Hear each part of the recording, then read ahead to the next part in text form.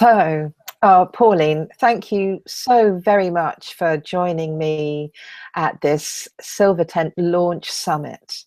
I feel really privileged to be interviewing you. You know, I've known you for something like 10 years, and the way that I have always seen you is strong, fierce, focused, very intelligent, absolutely gorgeous, and enormously colourful.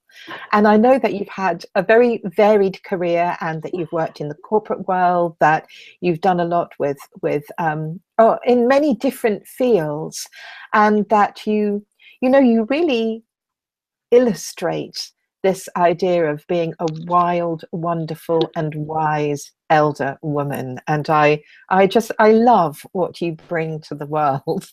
So thank you for joining me here, Pauline. I'm absolutely delighted. I'm not quite sure how I can respond to all those wonderful words, but I absolutely love it. I'm so pleased to be here. It's fantastic. I like the fierce bit as well. Fierce and wise. I like that. Excellent. Well, because this whole summit is geared for women over 50 and those who already know that they're wild, wonderful, and wise, as well as those who maybe aren't so sure that they're really wild, wonderful, and wise.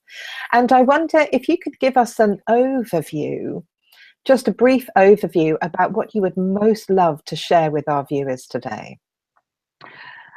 Okay. I've called this piece The Mastery of Magical Conversations. That sounds an interesting word, the mastery, but for me, magical conversations are about our skill to set an intention, to invite people into our space, to listen, to share, and to care, but that we both have to be interested and interesting. We have to be sharing and listening. It's definitely a two-way, three-way, four-way, five-way, a collaborative venture.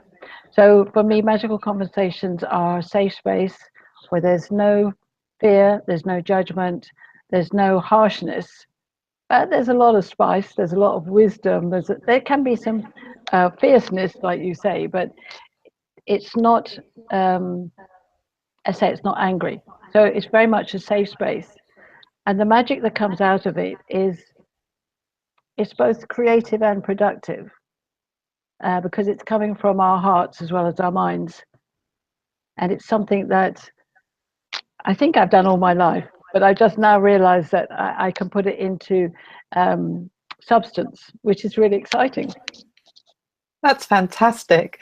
I mean, when we first spoke about this, I used the word magic a lot, and I have, ever since I was a child, wanted to imbue my life and the world with the sense of magic. And so when you were telling me that you're creating magical conversations, that just really intrigued and inspired me.